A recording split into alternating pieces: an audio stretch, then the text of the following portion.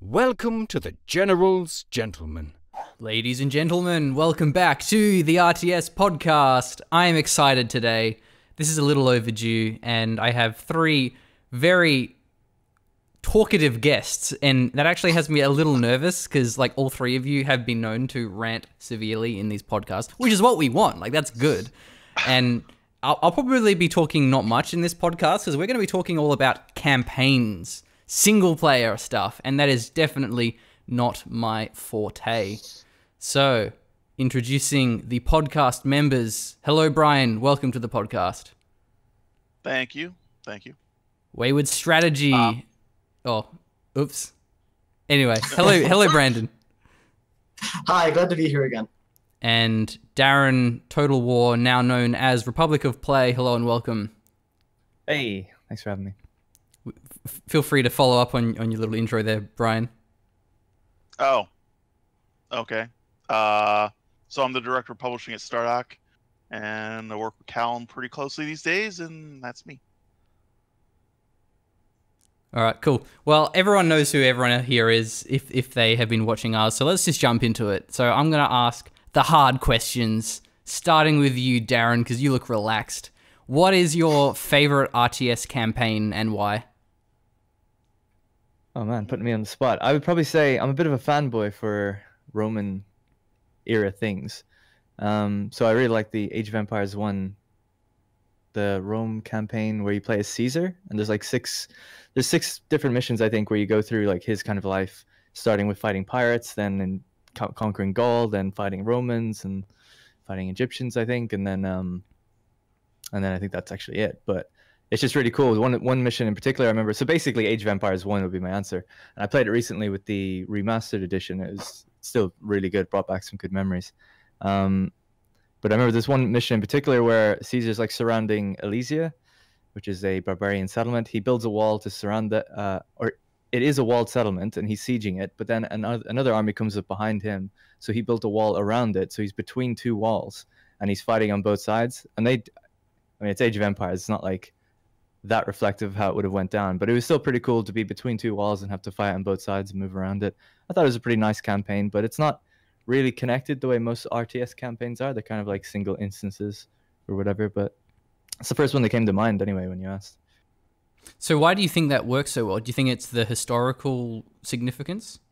Yeah, for me, honestly, I guess it's just unique to me. Maybe I'm being a bit biased rather than just being unbiased with like the actual gameplay of it. But I just thought they represented the history of it as well as they pretty much could in Age of Empires. And I just thought the gameplay of it was pretty good. Like they had there's only 6 missions in that particular mini campaign. I think there's like 4 campaigns in total. And in that one, it was they just represented the different missions really accurately. Like one is you're mostly fighting it in the sea when you're fighting pirates and stuff, and then the other one is like I said, between the two walls, and then there's, I don't know, just different environments and different challenges for each little mini campaign as you go. So they're able to take a historical set of events and convert those into the gameplay of Age of Empires, and that makes it resonate with you more than just being these invented things. Yeah, I guess because like I said, I lean on the historical aspect probably a bit more than, I don't know if that would be for everyone. You know, if you don't know about Roman history at all, or you don't really care about Julius Caesar and how it all went down, just knowing it beforehand, and it does explain it to you in like the story beforehand, this little cutscenes, narrated cutscenes. I just thought, I was like, oh damn, I'm actually getting to do it, and it was pretty well represented for Age of Empires, I guess. Yeah. So I never played the remaster because they didn't release replays, the bastards. But I did. I loved Age of Empires 1 as a kid growing up, and I think Age of Empires 1, it's one of those games where it has very flexible campaigns in terms of, so this mission, you have like a base that you're base building. This mission, you only have like a bunch of pre-given units that you have to last for the entire mission. And I think that's going to be a recurring theme of like what campaigns have the best, what RTS have the best campaigns, is that you'll have ones that are very flexible, so you're getting a lot of different mission types. But yeah, I really have to play that again to analyze that further. Do you guys have any thoughts on Age of Empires 1, or do you want to talk about a different RTS? Unfortunately, Oh, go ahead. It's been a really long time since I've played Age of Empires, but I do agree with the general point that usually I think one of the hallmarks of a good RTS campaign is varied gameplay. It's always disappointing to me when I'm playing a mission and every mission is build a base, fight the enemy, build a base, fight the enemy. I think I brought this game up as an example last time. And it's just so easy to pick on it, unfortunately. But Forge Battalion, I haven't gone through the whole campaign yet, but the first, I think, 10 levels they released were all exactly like that. It was basically a skirmish scenario. So I do think that it's really important to get variety in a campaign. I'm sorry to talk all over you, Brian. So No, it's okay. what would you say your favorite RTS campaign is? Though I suspect I know the answer. So I don't have just one, actually. I think in terms of just kind of the overall production quality, it's hard to top StarCraft 2 from mission variety, and it's got a really fun meta layer they keep tinkering with across their 3 campaigns. It's got just enough choice in where your next mission is going to be to feel like it matters a little bit. You know, I don't really care so much. I think I'm like you. I care more about the gameplay than the mechanics. But from the mechanical setup of the campaign, I think StarCraft 2 is one of the best ones out there. I think I have a soft spot, actually, for Emperor Battle for Dune. Can I interrupt you there? When you say StarCraft 2, do you mean collectively all 3 StarCrafts, or are you talking specifically about Wings of Liberty? I knew you were going to put me on the spot there with that. I was kind of talking across all 3. Actually, if we're going to go full bore with it, my favorite was actually Heart of the Swarm, both because I prefer Zerg, and I actually I thought the boss fights were a lot of fun. I think that's widely viewed as the worst one, but it's my favorite anyway. So, did you want to finish your thought I interrupted you about, or have you lost it? Yeah, Emperor Battle for Dune. That kind of has the same sort of thing as far as a mechanical weakness, in that a lot of the missions are very similar to one another. But it's just the aspect of not only fighting across the map, but on territories you've already conquered, and seeing your base there from the last mission, and kind of the choosing which house you're going to support, which of the minor factions.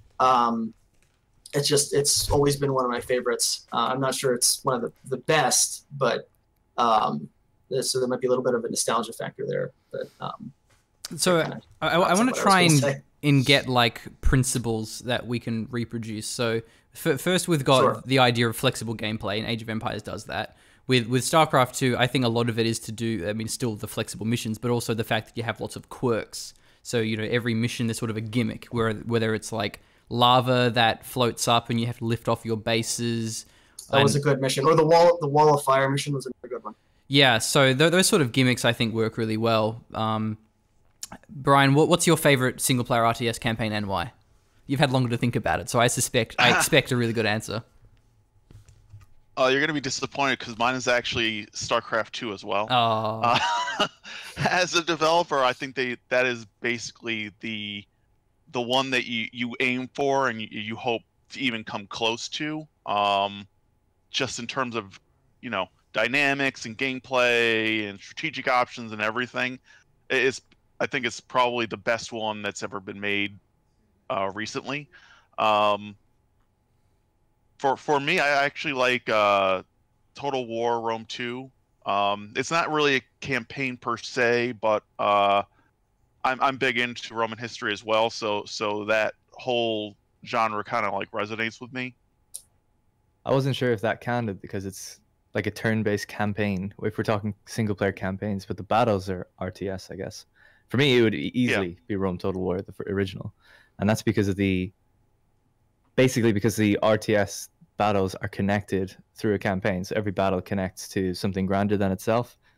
Right. Something else that did that would be like Company of Heroes 2, the Ardennes Assault, where Dawn of War, Dark Crusade. You actually have battalion. Yeah. Yeah, that as well.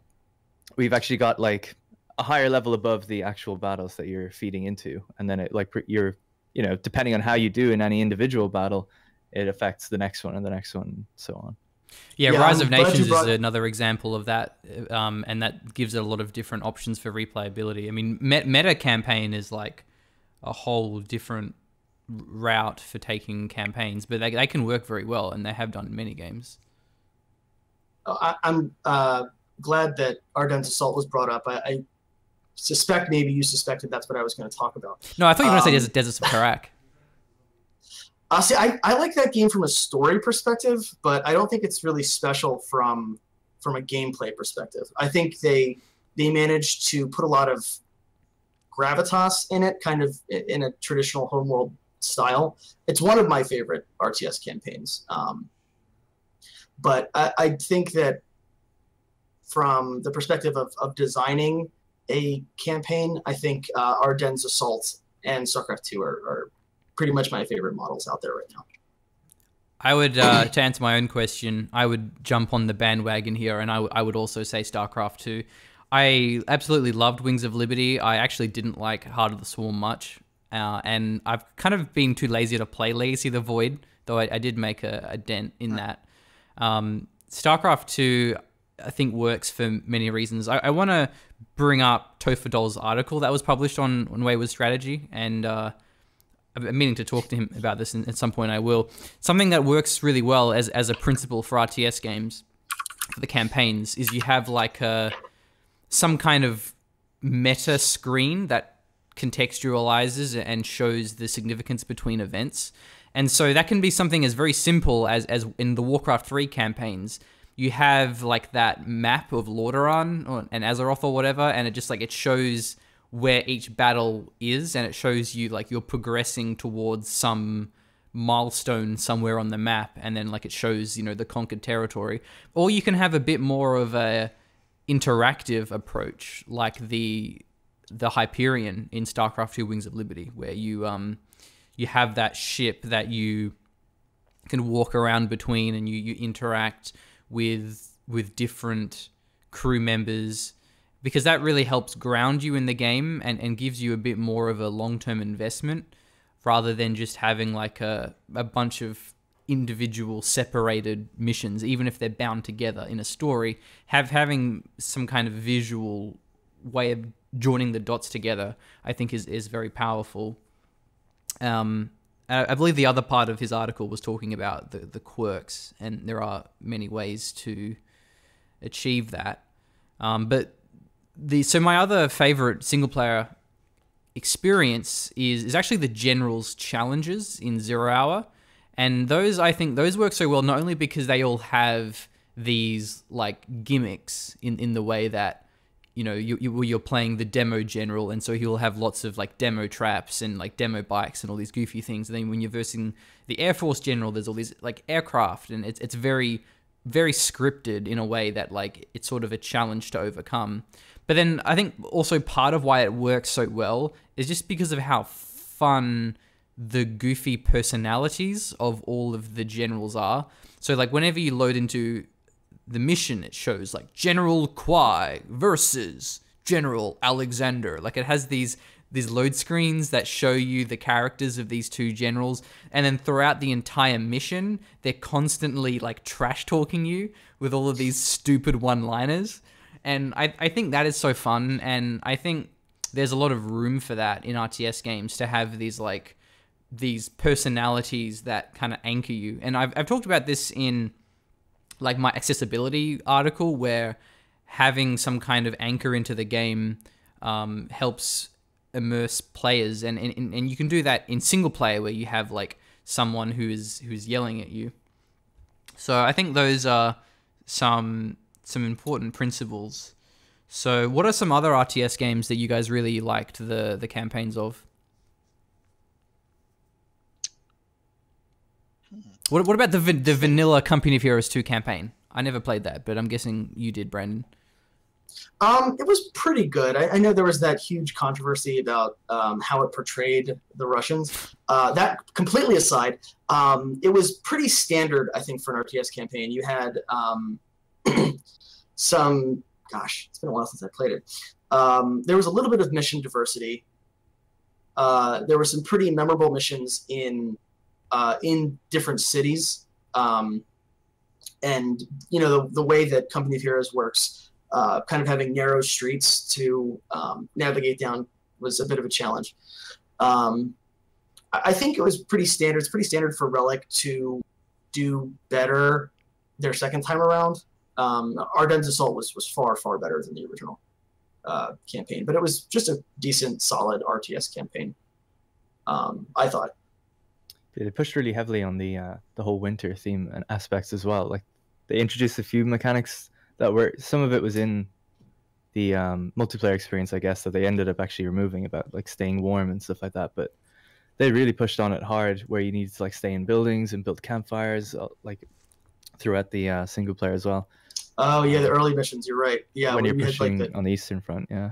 And you had those like two sniper. There was a mission you had like 2 sniper teams, I think, or a very, very limited number, like 3 squads or something. And you were going through the cold, and you were like picking off German squads, and you had to do it fast enough that your guys didn't start freezing to death before you started getting to the campfires.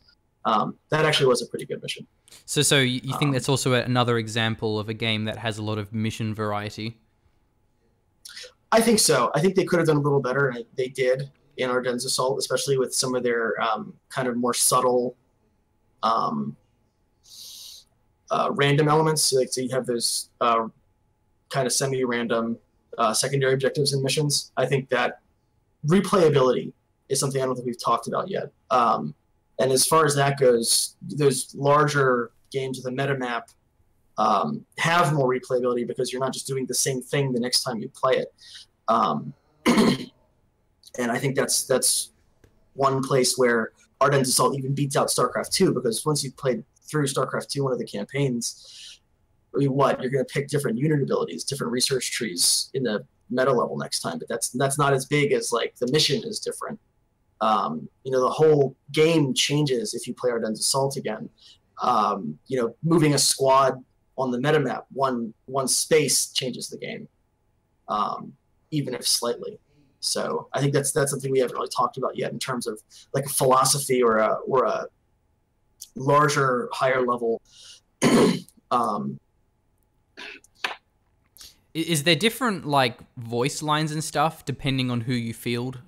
Because you have like different generals, right? In Ardennes Assault, or commanders, or whatever they're called, and you can field them in certain battles. Yes. I don't remember in combat, but each of the commanders has their own backstory, and in between missions, I think, if I'm remembering correctly, I think it's after you finish a mission with them, it gives a little semi cutscene that goes through a little bit of their story. If I'm not misremembering that. Yeah, I think you choose like the company, and then the company commander gives you a little text, or it might be speech before and after, depending on how you did. Because probably not like that diverse. Probably just a few different types of lines that you could possibly say. I would say my third favorite single-player campaign is Dawn of War: Dark Crusade, and I played that campaign through, I think, 5 different times. And part of the reason is because I was like 15 and it was school holidays and I didn't have anything better to do. And I didn't have internet back then, because something Australia bad internet. But what I loved about that, in part, on top of just the mechanics being really good, is that every matchup, like so you would have a bunch of regular normal battles that didn't necessarily matter. They helped you push the territory shifts. But then you would have like the assault on their HQ in that region. And every time you have a different matchup, so say like, okay, well now I'm playing Eldar against the HQ of the Space Marines, there would be like a different bunch of dialogue or like taunts between the attacker, because you're now Eldar as opposed to Tau. And so like I wanted to play it again to see what like all the different trash talking was going to be between the different races. And so I think if it comes to replayability, having more than just gameplay is one way to keep people interested. If you can have like, different dialogue, different kind of, just something more cosmetic that makes people curious and they want to know the rest. Callum, I'm seeing a pattern here. I think both games you've brought up so far have mentioned trash talking as a positive. I think it's just so important though to have like more interaction and when I say interaction in terms of like it feels like there is something going on, because you don't want your RTS campaign to feel like a bunch of skirmishes or just to feel like it's a bunch of waves being sent at you every X minutes. Like I think it needs to feel more structured. Or I think you want context sensitive dialogue, right? Where the game knows who you're fighting and what you did, so it's like reflecting that in the speech that they're saying, oh, we're fighting, they're taunting like the Tau or the Eldar or whatever it might be, and they have different personality depending on who you're playing, because it gives a different feel, even if it is just cosmetic, I think. Yeah, the immersion factor is pretty important in single player campaigns, regardless of game. And I think that's what really, and it overall draws us either in or tosses us out. Sorry, my phone alarm was like, do the podcast. Yeah, I got that. Yeah, I think that's something that RTS in general has not done well at historically, is giving you that feeling of trying to immerse you. Like, as much as people love Total Annihilation and Supreme Commander for their mechanics, they've always kind of missed me a little bit because there's no feeling of character. And I guess I came into RTS, Callum and I were talking before the podcast, I came into RTS through Warcraft. And you had those Warcraft orcs and humans in the mission briefings. You had those two orcs sitting across the table from each other. And Blizzard's thing has always been kind of more character and story driven. And I think that's one of the things that's helped them throughout the years is the focus on characters and stories and set pieces in a way that something like Supreme Commander doesn't. I hesitated there because I think the Brackman thing for the Cyberns was kind of interesting, but it's hard to find a more generic RTS story than Supreme Commander, I think. Well, the issue there, and this is sort of the end point for like why I'm really curious about this, is because it's so hard to do really, at least in my opinion, really good single-player campaigns in a large-scale RTS game. And so with Supreme Commander, with Ashes, of course, the one that I work on, though not lately because of Star Control, it's like, how do you do all of these concepts that we have been talking about in a large-scale RTS? Because you don't have heroes, you can't really have interesting gameplay with only 7 units. So a lot of mission types you can't do like, I have a little hero that runs around and you level up your abilities and so forth. I think there are ways that you can do it. So like, for example, tower defense, just like defense missions work really well in that style of RTS. And so like, say if we end up getting an Ashes 2, not confirming or denying that, I think what would be really cool is if we actually Ashes 2 confirmed. It would be really cool to have like a commander, like even if we don't have a commander in multiplayer, like if we just had a commander specifically for the single player campaign, because then that opens up so much more mission types, because now you can have like a, go from point A to point B with this unit, or like level up different abilities, and it gives you that flexibility in the way that just having units and buildings doesn't. Because when I think of like progression, it's really hard to have progression without heroes. And every good single player RTS I can think of, it all has heroes of some kind. Well, I'd actually like to respond to that, if you don't mind. So I think one thing that Supreme Commander did really well is their staged missions. So you did part 1, and then the map expands, and you get part 2, and the map expands, and you get part 3. I think you could do that in a large-scale RTS. You could have a group of units that you're trying to shepherd. In fact, I think Supreme Commander 2 did this, if I remember in one of the early missions. you have an army and you're just taking it across the map. And when you get there, the map opens up, and then you get part 2 of the mission where you have a base and you're doing something more traditional for RTS. So I think the gameplay formula just kind of challenges you to figure out a way to do that. So I think in general, staged missions are kind of. I'm trying to think. I feel like other RTS have done something similar to that, where the kind of the whole parameters of the game change after you get to a certain point.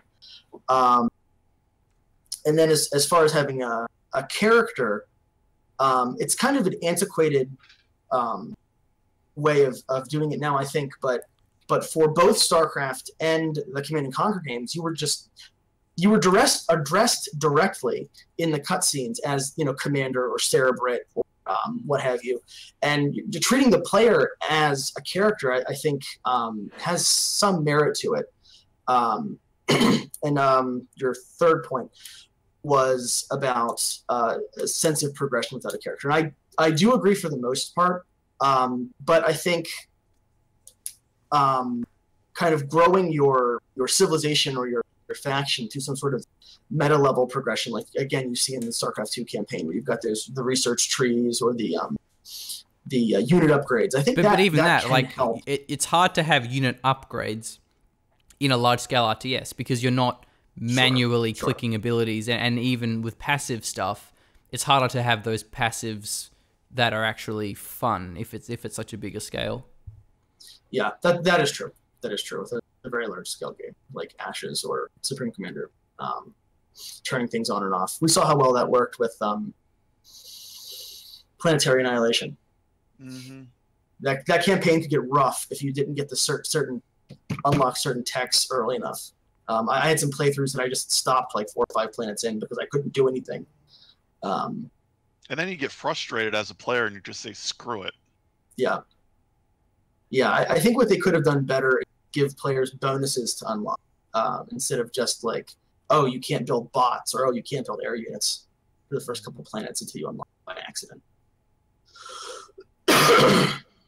So that is a good point. Are there any RTS games that you really like the multiplayer of, but for whatever reason the single player component sucked? That's an open question.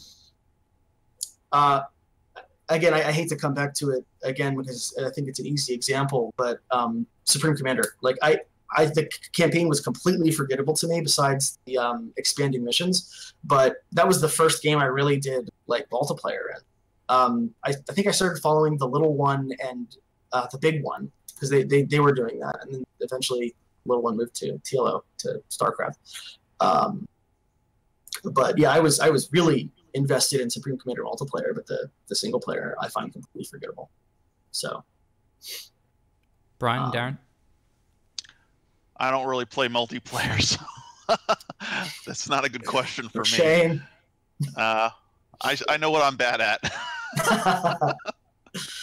I wouldn't say it sucked, but because we were talking about it recently, but I liked Company of Heroes like 1 and 2 multiplayer. I mean, I didn't like 2 as much at the beginning, but I like it a lot more now. And I would say the campaigns are a little bit more forgettable. Like I said, Ardennes Assault I think is more memorable, and there's definitely missions in Company of Heroes 1 and 2, their campaigns that you do remember. But I just think largely, I don't even know if I finished completely number 1 campaign before I just went on to multiplayer.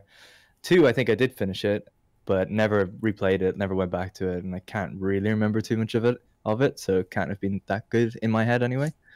But like I really like those multiplayer experiences, so that's what comes to mind. So another way that RTS games can handle the campaigns is if they do like a different offshoot of what the multiplayer and skirmish is.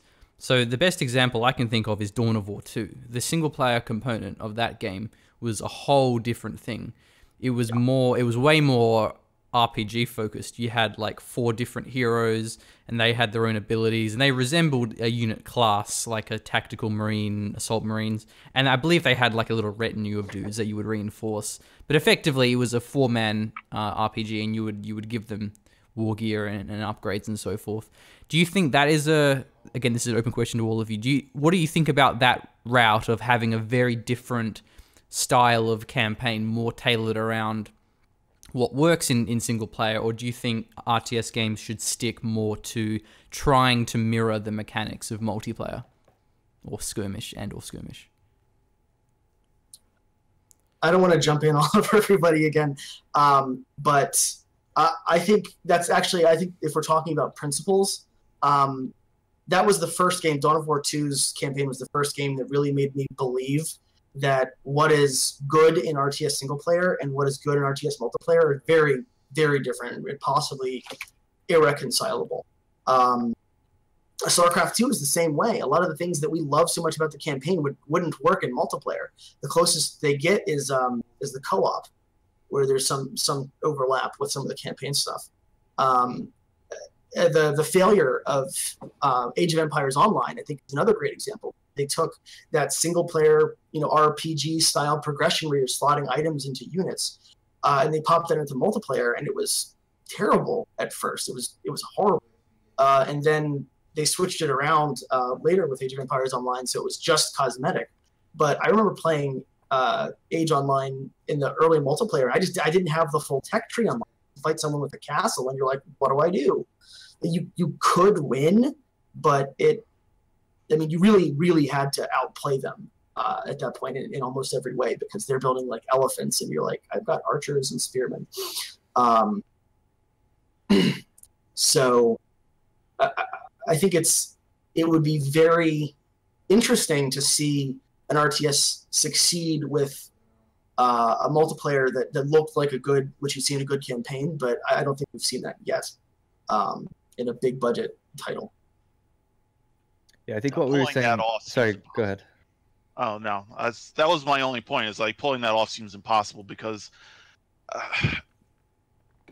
shifting your design focus on both those aspects is really, really difficult and would just require phenomenal amounts of focus and money. I don't know that we'll ever see it. If we do, it'll be amazing. Yeah, it's like you're making two games at that point, right? Because you're all focused in on, you need I think I do agree that multiplayer and single player, I think, are totally like completely different beasts, and they play differently. And like you said with Age Online, you just can't have like single player tech trees and advances in multiplayer that are staggered and different for different people. Like, it doesn't make any sense. The problem is obviously, like, from a development focus, you're trying to build a robust multiplayer experience to keep people there potentially, and then a varied single player campaign, like we were saying earlier.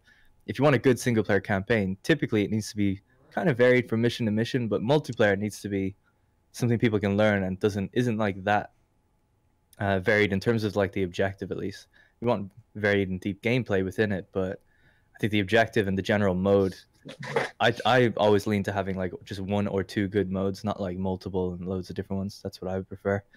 So I think if you just had that in single player, you can't just be playing through a whole campaign where you're doing the same mission over and over and over again. So I think the two are like completely different, at least how I perceive it. Anyway. Yeah, the only game I can think of that does this is the General's Challenges in 0 Hour, because those campaigns, the units and the abilities are identical in both multiplayer and the single player. Yeah. But the campaigns are certainly different in other games.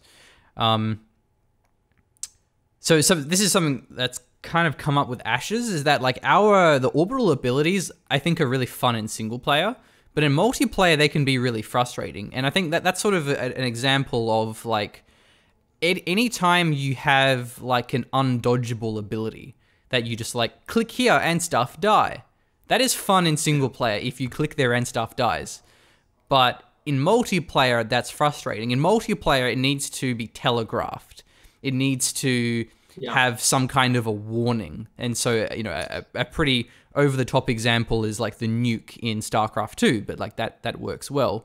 And like MOBAs do this, where, everything has some kind of telegraphed attack of like where to dodge. But in single player, you don't want that. You want it to be more like responsive. You want to click and then immediately see things die. So using abilities is difficult. And so like if we had, you know, a commander unit in Ashes 2, like there would be a lot of like click here to kill stuff abilities. But multiplayer you wouldn't. And that's actually something where I think Dawn of War 3 went awry. Because it wouldn't be an RTS podcast without talking about why Dawn of War 3 failed, is that so many of those abilities in those heroes, I'm sure would have been fun in the single-player campaign, but in the multiplayer, they were basically just click here to kill stuff, and then, you know, some big line attack that just, like, insta-gives a bunch of orcs or whatever units you have. Yeah, I think that's a good point. I think what RTS learned early is with spellcaster units, if it's got a really big impact on the game, it's probably got to be pretty easy to get rid of. So, Psystorm. Yeah, that's a better example. Fungal growth. Well, no, and I want to get back to the Ghost because I do think that that's important too. But you know, those really big abilities being on things that are very, very hard to kill means that you've got to either A, have a counter system, or B, make it easier to dodge. And unfortunately, Dawn of War 3 didn't really have either one of those very much. Like, you see that ability coming, and there's nothing you could do. You can't, like, put up an anti-magic shell to stop it. You just have to dodge it or lose your army. So I hadn't thought of it that way, but I think that that's a really important point, is that not only do you have these really big things that are hard to kill, but they can kill an entire army. And I think that was intended to give a player who's on the back foot the ability to still impact the game and kind of claw their way back into it. But what ended up happening is that it just gave the person who was already at an advantage more of an advantage. Getting back to the idea of telegraphing abilities and super weapons or orbital abilities. The other important piece of that, I think, is, again, like the Ghost or the High Templar, there's a thing there, sitting there, that you can kill and stop whatever it's doing. With an orbital ability, again, you can dodge it or telegraph it. So like if the orbital ability placed a beacon, and you had 5 seconds to kill the beacon or it would destroy everything in its radius, that gives you some ability for counterplay.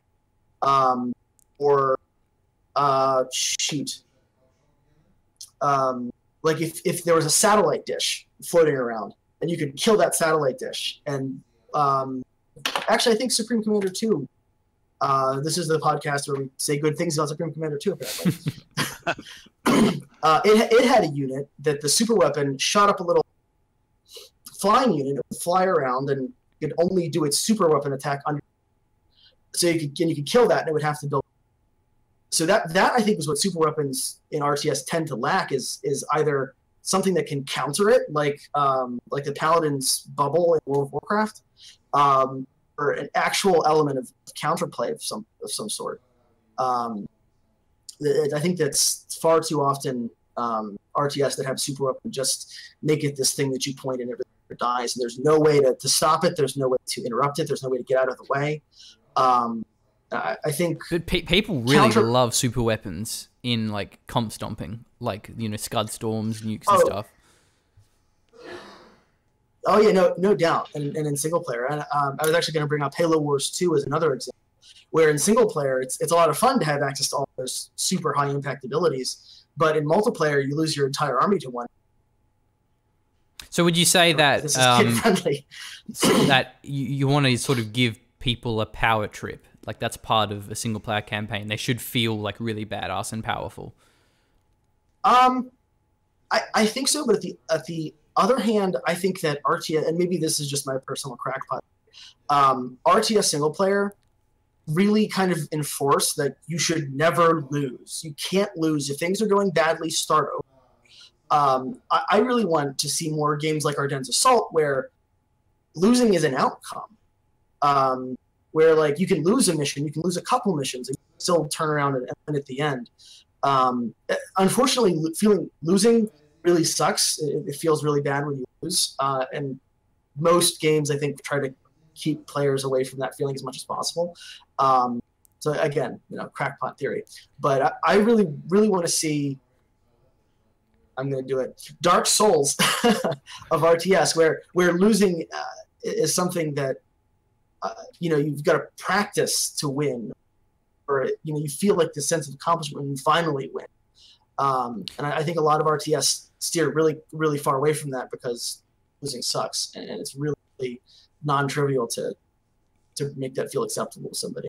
Yeah, I've talked about this before, but endless tower defense missions. So we have the King of the Hill in Ashes. The fact that it's unlimited, like you will eventually lose at some point, that sucks out a lot of the frustration of losing, because it isn't a failure state. It's just like, oh well, congratulations, you lasted 30 minutes.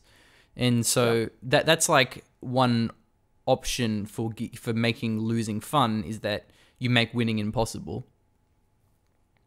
Yeah. The player knows that going in. Yeah. Yeah, I was gonna say, it's kind of unrelated, I guess, but in like XCOM, obviously, when you lose, because you have the threat of like losing a soldier or something that you're connected to, it makes it feel really good when they go down, you get them and you get them out, with that threat of always being really close to losing, or really, the fact that you can lose, like the AI can push against you in the overall campaign and win. That makes it feel way more special when you do win. So I feel like, some games don't really toe that line very well. And like you said, they don't want you to ever feel like you're losing. They want you to always kind of win. But I feel like you need that. You need the bad to have the good kind of thing.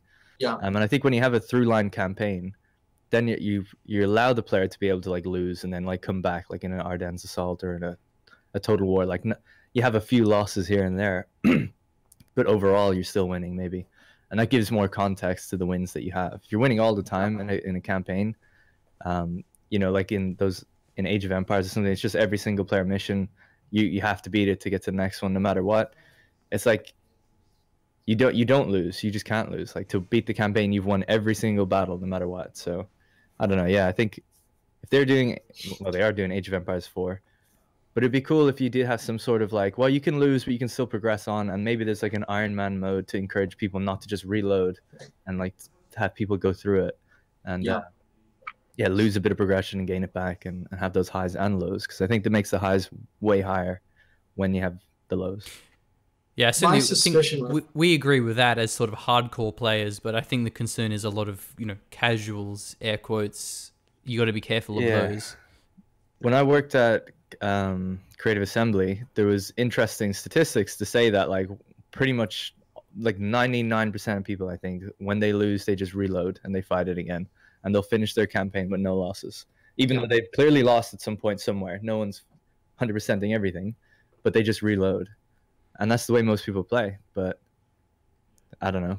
It's just because that's the way most people play. Like, I don't know. I just don't think that's the way they should design it. I don't know. That's a kind of crazy thing to say. But you don't think there would be like a high percentage of players that if they lose, they get frustrated and they just quit? I don't think so. Because I think the people that stick with those games anyway, they'll take a loss every now and then and be fine with it. I imagine like those statistics are probably inflated by people that play like maybe 15 hours or 20 hours and then never play the game again. At least that's what I would feel. I don't know if that for a fact, but I feel like the people that stay for 100 hours or more, those are the kind of people that would like much prefer to see like a loss and stuff like that. There's other things where it's like there's statistics and stuff they've been talking about recently. I'm always very engrossed in what Creative Assembly and Total War are talking about, just because that's the kind of a main game I used to play, or I do play. And they were saying like, oh, we got rid of a certain type of battle from the game, river or ambush battles. It's a battle where you can hide in on the campaign, spring in an ambush on someone, and you've got this really easy battle, usually, and you destroy their army. They removed them because they said something like only 2% of players come across those battles, or only, our stats show that only 2% of players play those or have those battles. And recently they've removed naval combat from their upcoming game, and they're saying like, well, there's a very low percentage of players that play naval battles. And the next game is set in China, so there's just not that much ocean and rivers. What? Yeah, so I mean, sure, some of the biggest... budget thing. Oh, I'm sure it is a budget thing. I guarantee you, every game has something less in it, and I don't want to go on about it, but that's what they're saying instead. So no ambush battles. Oh, it's because 2% of players play them. No multiplayer features. Only 5% of players even click the multiplayer button in that game. Apparently, not even to say that they play it. It's that they only 5% of players even tried clicking it to see what it was about. So it's like, this is what they say, and some of those stats are right. I was there, so it's true. But yeah, I don't know. It really affects but then when it's on the Reddit for Total War, or the Reddit surrounding those kind of games, people lose their minds that there's like no naval, or they've taken out like a staple battle type that's been in the game for 15 years. So they can say like 2%. It's like, well, I'm in the 2% then, I guess. It affects me. I'm the one who has like hundreds of hours, and so are the people that I talk with online and play with. So I hate the pandering to the casual, because I honestly feel like it doesn't matter. They just don't stay longer than 20 hours anyway. I know it's like, oh, pandering to casuals or whatever. It's fine. Like I don't mind if they want to make their game more accessible and more user friendly, but I do feel like companies in general need to take care of their core audience first. And if those people like the game, typically it would mean that I think casuals will like it too and stay longer. I think your core audience are also the one making content for you, streaming and videos and such. Yeah, I just think if you've got a really solid core audience that like a really in-depth game can turn off a lot of people. But you look at something like Dota, it's like an extremely, to me even, it's like an overwhelmingly complex game that I don't play. But it's got millions of players playing it, and then the most casual game players I know end up getting into it either because of all the streams or all the hype around it or whatever, and they learn it. Anybody can learn these games; they're not that hard. I mean, look at Dwarf Fortress. I mean, yeah, exactly. That's a great example of a complex game that have. And that like visually doesn't even have the appeal, really. The original was, So I feel like a lot of times if you make your game, if you dumb it down, let's say, air quotes, and you pander to those percentages that you think are the ones that matter, you'll get them in, they'll play for 10 or 15 hours, and then they'll bounce off, just like they always do. But if you at least cater to the hardcore and what they want, I think there's a greater chance that more people will become hardcore and stick around. That's just how I view it. I don't know, though, for a fact. I think you're right. I mean, ultimately, I think it comes down to a corporate decision making, right? Because money-wise, they just want you to buy it, so that's why they're going after that casual audience. But long-term, you want those core players, and turning them off is not a good idea. And so long-term, everyone ends up unhappy because you've alienated your core players. Your casual players are gone. They bought the one and they're gone. They're done. So it's like looking forward 1 quarter instead of looking forward, 10 years or so. Yeah. And then, like you said, Callum said with DLC, you can just get people, when you do get a hardcore audience in, you, for lack of a better term, like you monetize them over and over with either DLC or whatever else. And right. If it's good, they're happy to buy it. Obviously, if the game's good, they're happy to buy it. And then you just make more money off them. So you can almost outweigh some of the people you might initially turn off with the seeming depth in the game or whatever. I've never really understood though why people say you'll hear about games being like they're a decision to streamline something. They think, oh well, this is to get the casual audience in. But if they're already like typically saying like I don't know in a Paradox game or something, they've removed a feature. Let's just say that's been in a previous game. But it's usually something very granular that the hardcore community care about. I don't think it really helps sell the game. Like no one really knows about a population mechanic being in a game or not. Okay, let's just say a game has a population mechanic and that's like a deep thing, or it doesn't. And they take it out. And it's like, oh, they're making the game more streamlined and casual. But surely they're not selling the game. Like when they're advertising, putting trailers out, it's not going to really change the mind of a casual player to say, now there's no population, or not talk about that to make it seem more simple. I've never really understood like how does some of that stuff that seems really granular and in depth get removed? How does it actually attract more I think there's a massive casual audience is just looking at a trailer and being like, oh, that looks cool or not, and they get it. They're not really going that far in depth, I don't think. Yeah, I think there's a massive conflation between making a game accessible and making a game shallow. Like making a game have no depth and substance does not make a game casual. It just makes the game boring. It makes the game suck. And Dota is the best example of this concept. That like Dota is probably the hardest game in the world, like that or StarCraft Brood War. Those are complicated games, and even like League of Legends, like these are complicated games, and yet they have massive player bases. True. Whoa! Oh, Brian dropped in and out. Just my overlays freak out if someone leaves.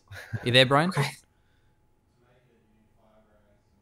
GG. Well, I'll keep ranting. So, Nope, he's StarCraft, coming back. StarCraft 2, Counter Strike, and Dota, they lead those genres. I mean, arguably, like LoL leads MOBA, but League is still a very complex game, and so you don't get a casual audience in by compromising depth and substance.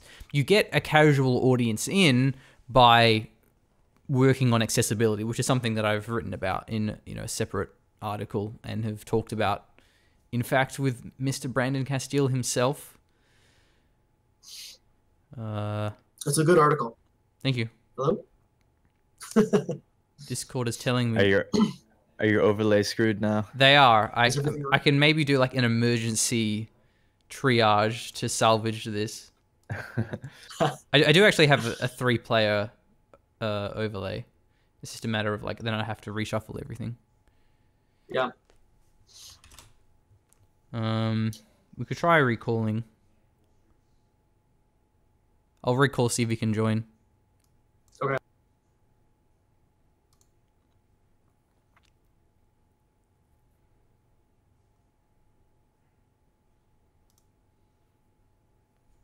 Hey! Sorry about that. Just alright. kept saying no route to call or something. Yeah, I had to Weird. like close the call and restart. Okay. And you guys all have the same locations because there is a very high chance that Darren will end up Move. being Brian Clare, but that didn't happen, so we're all good.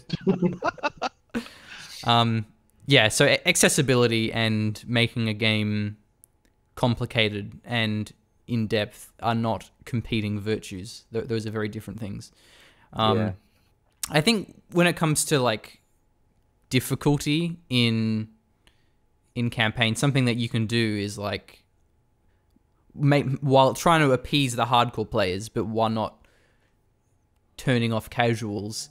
And something that I think in general is a very interesting concept if you can do it, is having difficulty options, ways to make the game more of a challenge, but not as just like a difficulty slider.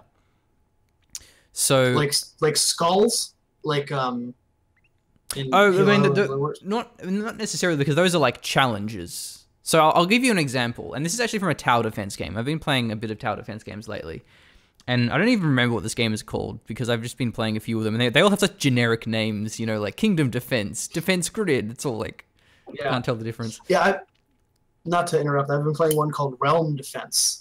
I'm sure it's hard to find out there on the source because it's like the most generic name. Yeah. So anyways, not to really off track you. Yeah, but I appreciate that I'm not going insane that they all have the same names. No, they do. So in this tower defense game, obviously units come in waves every so often, but what you can do is you can manually choose to send the next wave sooner, and if you do that, you get a gold bonus. But obviously now you have 2 waves to deal with, or at least like 1.5 waves. And so I think that's a really neat example of you can make the game harder if you want to, and you actually get a reward for it, but it isn't something as arbitrary as just like a difficulty slider that, well, now everyone gets plus 25 health. Like, that's not very interesting. And then you have the problem of, I don't know, should I play normal? Should I play on hard? So games always have different difficulties, because they obviously don't huddle into some Illuminati and agree on how difficult normal should be. So ways that you can, like, if you only have one difficulty, but then you have a whole bunch of these like auxiliary challenges, and not in ways that are like, skulls. I think those are not fun, because then often achieving them forces you to play in ways that you don't enjoy. So I think it's really easy to do like a skull system, and then just it end up being frustrating, because then you just get the accomplishment hunters or achievement hunters that just like stress themselves out trying to achieve these things. I'm sure if I was to like write an article about that, I could think of a whole bunch of really cool examples of like ways where you can make it more challenging without just a difficulty slider or like a boring challenge. But that's the only one I can think of, is like the ability to summon forth waves and, more importantly, get a bonus out of it. Yeah. All right, so I'm going to pick a random RTS game, and you guys tell me what you think of its campaign. What about Command & Conquer 3? The core campaign or Kane's Wrath? Either. Actually, didn't play it. Gosh, that's going back a while. I barely remember it. Yeah, I don't have a lot of firm memories from it. What about Red Alert 3? I don't think I ever played the campaign for that one, actually. I just did lots of skirmishes. I remember liking it. What was cool about Red Alert 3, the campaign, is it was co-op. When you played it single player, you would have like an AI that was your co-op buddy. But otherwise, you could actually play the regular campaign with a teammate. And so it somewhat compromised the single player because you just had some like AI guy next to you. But I think the idea of like basing campaigns around co-op is a pretty neat idea. I agree. Dawn of War 2 also had a co-op campaign. Of course, it was a lot easier that way because you just split the teams between the players. But yeah, I do think that there needs to be a lot of co-op content in RTS. I think that's proven really popular. It's been proven now with StarCraft 2. Like, we know how popular co-op is.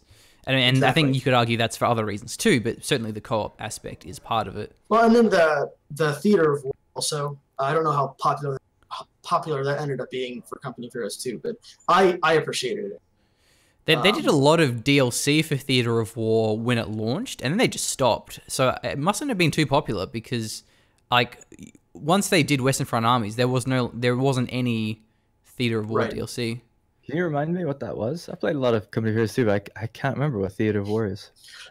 Theater of War were basically challenge missions. They gave you a predefined scenario and had you play through it. Some of them were co-op. Some of them, I think, some of them were more than 2 players, weren't they? I don't know. I never played them. But Have they removed it completely? No, it's still there. Really? Wow, I think they're a bit more abstracted. Like, I think in general, it's actually kind of common for RTS games to have a campaign and then like a story-driven narrative that's coherent, and then you have scenarios which are just kind of a bunch of abstracted, like, hey, here's a bridge, defend the bridge. And I think those work well as like if you want replayability, like rather than trying to make the campaign replayable, if you have those scenarios where you don't have to worry about like narrative or if it makes sense. Or like, you know, the fact that you can have both factions even though you shouldn't be able to, like, so I think scenarios like that can serve that function. And I'm guessing Tales of, was it Theater of War? Theater of War did that? Theater of War, yeah. Like, would you say that they were more abstracted? Yeah. It was like a specific battle, or a specific scenario, basically. Yeah. There's no cohesive narrative between any of the missions. It was just, you have this mission. And I think they had like a star system. Like, yeah, there was challenge. There was like skulls, you know, like do this and you get bonus points or whatever, or like bonus stars. Yeah, I think like, so what, one example to about like not, it doesn't have to make sense is Company of Heroes is a historical World War II game. You know, in the campaign, if you had Americans fighting alongside Soviet troops in, you know, the Battle of Stalingrad, people would like flame. But if it's a scenario, like, I think you can get away with British and Russians and Americans fighting side by side, and like, it's really cool, you know, having this tower defense with like the different allied factions, even though they never fought side by side in the conflict. So I think scenarios give you that license to do that. Yeah, I'd agree. Mm-hmm. I mean, that's what the multiplayer is anyway, so. Right. Yeah, though some people don't appreciate that. No, you're always going to get people that, yeah, and I can understand like why they'd like it to be a little bit more reflective of history, I guess, and have it be balanced that way, but I like it the way it is. I think it's still Allies versus Axis though, Yes. no matter what. Yeah. You have to go into like a custom kind of battle if you want to do it the other way. So it's still like slightly rigid, but not full on. Not full on historical, I guess. And I really don't mind that as someone who doesn't care about that at all. Just because pretty much in every RTS game, the matchups that I despise the most are mirror matchups. So many RTS games have really crappy mirror matchups. And so just not having mirror matchups, like, hey, I'm cool with that. Especially just the way that Company of Heroes is designed. It's very timings based. Yeah. That's actually, this is completely off topic, but that's actually one reason I like sub-factions. Like going back to Emperor Battle for Dune, even generals having like variations on a faction. So even if you've got a mirror matchup, there's at least some chance that you're going to have some variation in what each player is doing and trying to accomplish and what tools they have access to. Yeah, it's completely not what we're trying to talk about today. Oh, that's fine. I mean, I feel no obligation to stay on topic. Like, with a lot of these podcasts, I feel like we kind of just end up exhausting the topic at hand, and so that for that reason, just going on tangents is like actually what you want to do anyway. Well, let me ask you a question that's kind of campaign related. I don't know if anyone else played this, but actually it was before the original Banner Saga came out. They came out with a multiplayer version of the game. And then they released Banner Saga. I actually enjoyed the multiplayer version. I don't think they did anything with it. It's probably long defunct by now. I think it's still out there, but I doubt playing it. What do you think about actually releasing two games, one multiplayer and one? I mean, kind of that's what StarCraft does. You get the core game for free. You can do the multiplayer, then you buy the campaigns, or actually literally like separating it out into semi-separate products. So one point that I want to answer, something that I actually thought of a while ago but didn't get the chance to put it in. Something that StarCraft 2 does well in that by separating the single player and the multiplayer, as well as just the raw gameplay, what they do, they have completely different unit scales. So you have like a siege tank and a marauder and a Thor. Those are massive in the single player campaign. But in the multiplayer, they're actually scaled down. And that's for readability, that's for things like pathfinding, that's for things like splash damage being balanced. So multiplayer, they have to compromise the sort of the immersiveness of like, this is the scale of a siege tank. A siege tank's actually kind of wimpy in StarCraft 2 multiplayer because it's like the size of 3 Marines. But when you play the single-player campaign, you're like, wow, this is huge.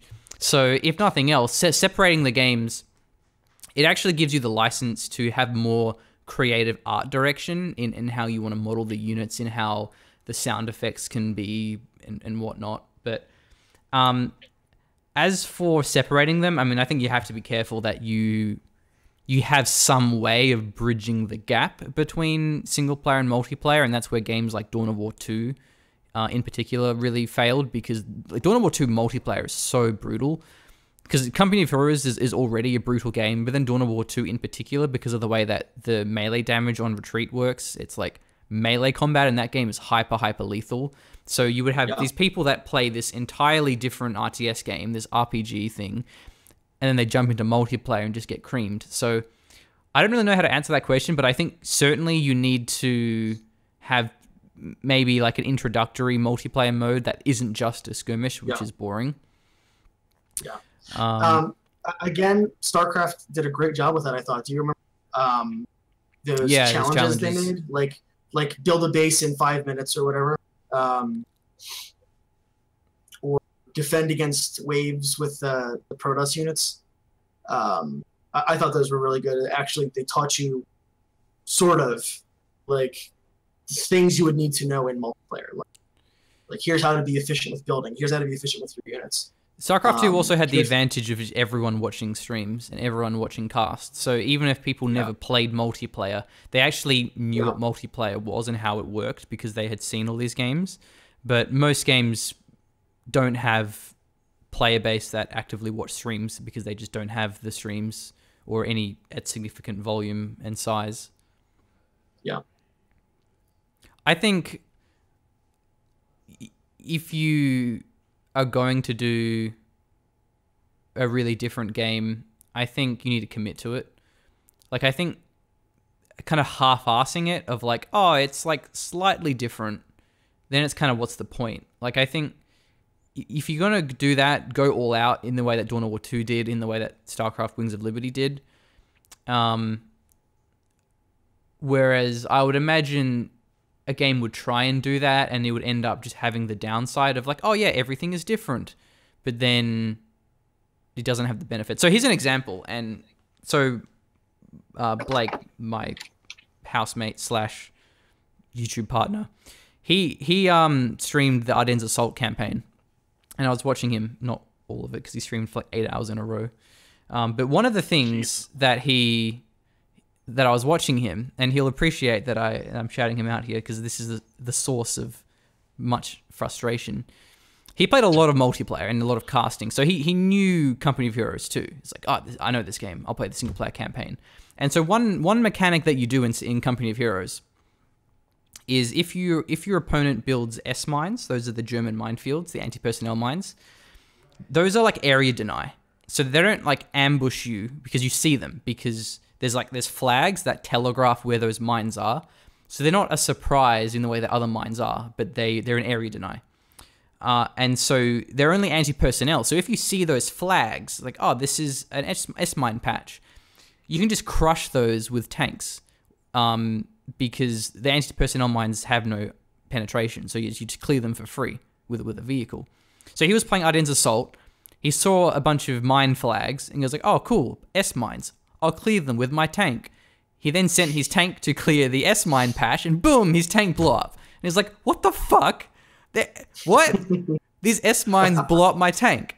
And he got really mad, and it was funny as hell. But like, that's an example of where if you assume that multiplayer and single player is the same, because it mostly is the same, but then there's like a couple of quirky differences. In that case, anti-tank mines, or just regular mines, use the S-mine telegraphing flag, and then so that's like kind of frustrating. But then if it's like super different, you won't have any of your assumptions.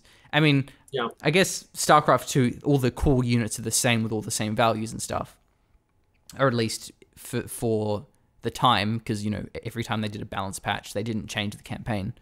So you go back and play Wings of Liberty, and it's like, whoa, there's all these weird things that are retired. Which, by the way, is a challenge for Ashes, because we don't have any different stats. Like, our stats are identical. So whenever we do a balance patch, we have to like, is this going to break the campaign? Yes. Yep. Damn. And I've personally done that. I've like broken a mission. It's like, oh, this mission is now unplayable. Oops. Wow. Is that because it's just too difficult to split the database, like to create separate tables for everything? That would be a question for a programmer. I am not one. Brian? Right. Short answer, yes. In this particular instance, it was, because it's something that I asked for before Calum came on. Yeah, because it's just to relate it back again to Total War. They have a growing multiplayer community, I would say, with their Warhammer game, and they've got one database. So when they change something to balance it for multiplayer, it messes up how it works in the campaign. Then they have to readdress the costs, and it must be an absolute nightmare, I'm sure, to try and like keep the two in line. I just don't know why they don't invest in splitting the database. I know it's not easy. Well, like I've got a degree in programming, but I just feel like it would just take some time. Obviously, everything is just budget and time, right? But I feel like they benefit from having that split in future, if they, going forward into their next games, because obviously they just keep building on top of their engine, their framework. But if you split the database, you can do like so much more. You can have a much more tailored single player experience with the same types of units, share models and stuff, but have separate values for multiplayer, and probably make it life way easier for patching and things like that, I would imagine. But yeah, I'm sure it's one of those things that if it was done from the beginning, it wouldn't have actually been that hard, but now it's at the point where it's just too late. And with a lot of games, you don't know how well it's going to be. Like, if you release a game and if it doesn't do well, you're like, okay, that's fine. But if you release a game and it does really well, you're like, oh wow, this did really well. Let's do an expansion. Let's do more DLC. And then at that point, now you kind of wish you had invested the additional budget in making it more flexible, but you couldn't necessarily do that blindly because you didn't know how well it would do. Yeah, that's a fair point. Yeah, that's a fair point. I bet if we ever do a sequel, we'll get it though. Can you Yeah. confirm or deny? Yeah, no, I'm not confirming or denying anything. I feel like the title of this. I feel like the title of this episode should Ashes be 2? Question mark? Question mark? Yeah. Yeah, I I was think. gonna say though to just to put the link between, I guess, multiplayer and single player when they differ on stats. Like, it just needs to be communicated better when you're moving from one mode to the other. Yeah. You don't necessarily know if it needs to be a separate game, although that would, in a way of itself, communicate that they are quite different. But if it is under one title, one game, I just feel like when you hit multiplayer mode, like one of the first things that would come up could just tell you, like, there are differences and here's some of the major ones. But I guess when you have multiple balance patches and things change over time, Company of Heroes 2 now, multiplayer is way different than it was at the beginning of the game. So I'm sure those S-mine things or things like freezing and all that stuff is like different and changed. One weird thing that they do is they sold commanders that have like abilities, and then they changed and removed some of those abilities later on. And my friend was like, oh, I bought some commanders that had like this strafing run that burns a building, and they actually removed it. And he only plays single player. He did it. He likes playing against AI skirmish on extreme with like the workshop maps, for instance. Yeah. And it's like, oh, that was balanced because of multiplayer, but he just bought it for his single player experience, and it got changed on him. So it's like, wow, that's a pretty significant like thing. Yeah. But he's in an extreme minority, I'm sure, in that situation. But yeah, so I don't know. I just think it needs to, if you're gonna do single player and multiplayer, I think it's paramount that it is split, and that those changes can then be easily visible and communicated. If you had a split database, no matter what the game, you could easily hover over a unit or something, and you could have two toolboxes that would show you like what the differences are if you wanted that, because you could just read from the same two databases, or just read from the same two entries and tell you, oh, these are different scales, different, whatever else is different, they die quicker, whatever it might be, if you wanted it. But yeah, Maybe it's just a question of flexible unit and ability design, because there are some units and abilities, like I want to go back to 0 Hour here, that they're really fun in both single player and multiplayer. And you don't have to change any of that, and that game works flawlessly in both modes. And I know that, not many games can claim that. But then you have, if you compare that to CNC3, so that's the same franchise, and you have like the jump jet troopers, they have this jetpack ability, and like you play the campaign, and like it's really useful because you're jumping over all these walls and stuff. But then you play multiplayer, and this ability is just worthless. Like, it allows you to move slightly forward a little bit, but you never actually use it to ascend high ground or anything like that. And so maybe making units more flexible in both is just a way of like not making abilities that will frustrate players, but will also be fun to use single player. And so I think like laser lock is an example. Like, using laser lock is fun against bots, but it's also fun against people, and it's a skillful ability because you have the way that like 0 Hour works. There's I think sticky selecting. Like, you can't, if you select 10 missile defenders, you have to individually select each one to laser lock a different target. Smart casting, like in StarCraft 2. So like the way that smart casting work means there's a lot of depth to it, but it's not like stressful for new players. So, but I think the rules of how this works really is going to vary. So like we could talk about like, oh yeah, do this in 0, do this in StarCraft, but it's a different set of rules for like a big scale RTS. But it's a lot to think about. I think I'll do what I normally do, where I'll like listen back to the podcast and I'll like take notes and write a dev journal or an essay about it. But do you guys have anything extra to add? I've just got a kind of a random question. I don't know if you've talked about it on previous podcasts, but with the upcoming Age of Empires 4 probably being, for most people, the biggest RTS that's like currently in development, at least the most mainstream, what do you expect from a single player game from that? Do you expect the instanced like missions that are like not connected in any way, or do you expect a greater focus on heroes? I mean, you don't really know anything about the game at this point. It's been developed by Relic. So yeah, I have been more Company of Heroes style, lean more Dawn of War style. We could probably do an entire podcast on. Well, just even on the campaign speculations. Yeah, sure. Let's not get out of control, like speculating it. But well, just from the question of like a campaign, what would you want to see that you think would make it successful? Because that's like, it's going to have a single player component, I would imagine. I don't really know what I would want from it, to be honest, because I don't really play that many single player RTS games anymore. I kind of just play multiplayer now. I think it would depend on the game. Like, I think, you know, is it going to have heroes? Like, I don't know. I've been burnt by so many different RTS games that now, like, I really don't care about RTS games coming out. Like, I'll play it when it's out, but just my heart has been hurt too many times. Like, Generals 2, it's going to be great. Wow. Grey Goo, it's going to be great. Wow. Active Aggression, it's going to be great. And, like, now I don't invest any time into speculating and thinking about future RTS games because there's a 90% chance it's going to suck. I think Age of Empires 4 is an interesting case because Relic just had the disappointment of Dawn of War 3. So I almost, if I had to bet money, I would guess that they would try to play it really safe and keep it pretty standard for an Age of Empires game. I think that if I had to guess, they would probably start at Age of Empires 2 and work from there. And I think that they're going to try to, again, if I had to guess, would be to keep it as close to what you would expect from Age of Empires as possible. See, I think you'd hope that, but Relic has this like obsession with just being really, really quirky and being like, wow, so innovative, wow. It's like, we don't need an innovative RTS game to make a good RTS game. You have to remember, though, I mean, this is a Microsoft project, so I think they are not going to go too crazy. I don't think Microsoft would even let them.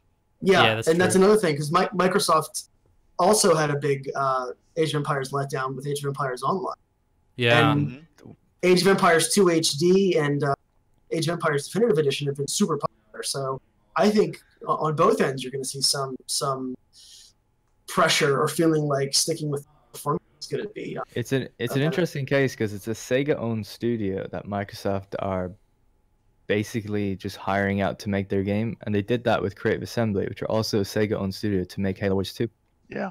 Interesting. That didn't go too well though for them. You know, that actually that gave me a bit of optimism there because, as you brought up, Brian, like the sort of the zaniness that Relic has and has been a big problem in the past, but originally in the first few games was what made them work so well.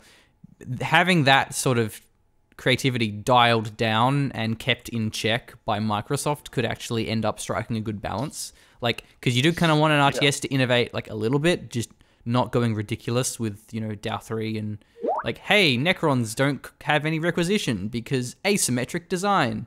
It's like, what? Why do we have one faction that doesn't have any requisition? Because Relic. Yeah, I don't know. I hope Age of Empires 4 is good, but I'm not optimistic, and I haven't been invested. Well, again, I was just asking about the campaign. What would I want? Podcast. I don't know. I mean, I haven't. I would like a campaign that actually does something almost like Ardennes Assault, where it actually connects just a little bit. It doesn't have to have an overview map or anything, but some sort of through line between missions. Have they even revealed the time setting? I don't think it will, but I would like that. Like, do we even? That's what would make me care, maybe. But yeah, I think it'll be a lot like the other campaigns where it's probably like 6 to 10 missions, and it's just straight through, and they only relate in terms of storyline. You think they should do a co-op for single player? I think they should, but they won't. I think that's gonna be too risky for Microsoft. I think they're gonna play it very, very safe. Have they? Because they've had a lot of failures lately. Yeah, and I also think that we've seen with Relic in the past is usually they start with a pretty simple core product and then they add to it if they're successful. Like that's what they did with Company of Heroes 2. They did,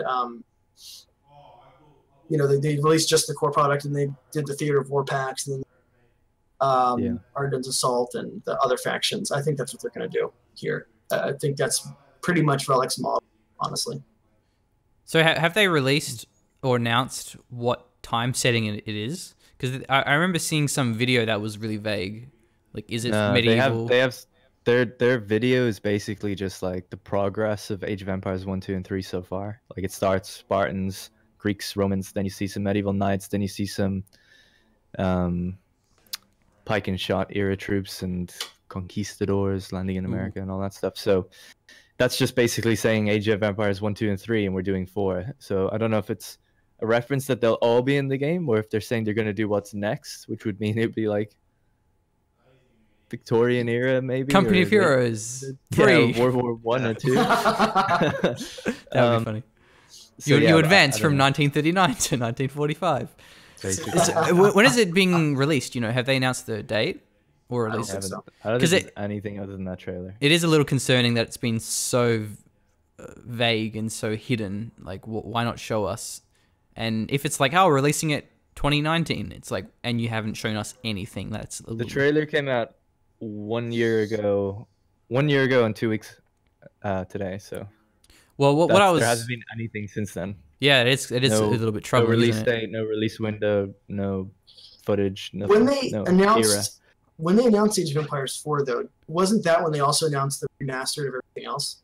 So it could be that they just dropped it along with it. Oh, so here's all the other stuff remastered, and also in the future. I think that's what I've seen as rumor all this. Yeah, Definitive that's- Edition came out in like March or so, or maybe even later than that. Yeah, they ended up delaying it, but it's because it was supposed to come out a little bit before that, shortly after the announcement of Age of Empires 4, but they ended up delaying it.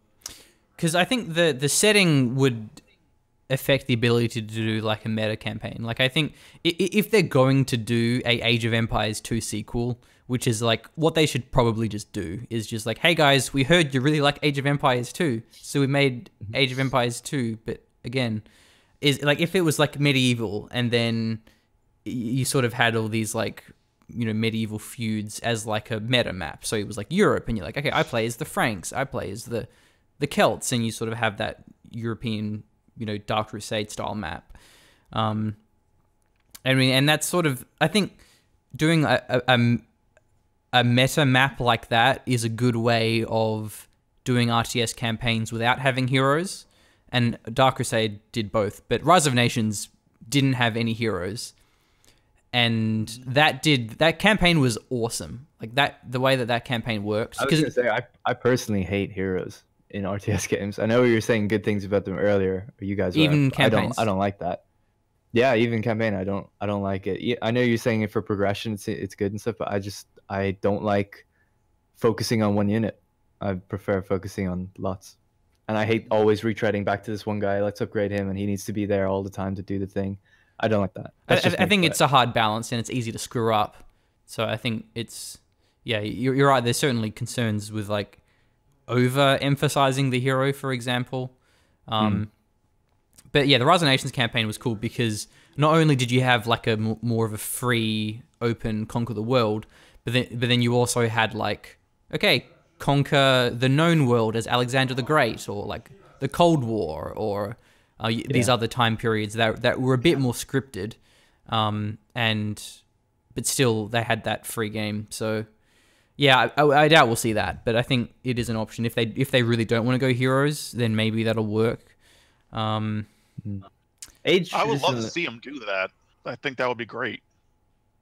Yeah, it'd be interesting. Age of Empires traditionally in the single player, they've had their hero characters, but they've never really been like powerful at all. They haven't had abilities. They're just They've never had abilities. They're just like a strong melee character, and they might do. Yeah, that's pretty much it. So I don't know. Maybe they'll develop it further. I think most people do like heroes. I think I'm in the minority with that, but most people do like heroes. But I think they did get I think they realized with Dawn of War it was a bit too much as well, with the 3 massive entities that you just work on, and then the Dawn of War 3, that is. And then all the other things are just like left in, like you don't have to worry about all your other troops, and then those giant effects would come in and like kill them all, and it didn't really even matter. You just had to care about your 3 like big entities, and then everyone's like, oh, it's turning into a MOBA now, blah blah blah. So maybe they're afraid to go down that route. I don't know. We'll have to see, I guess.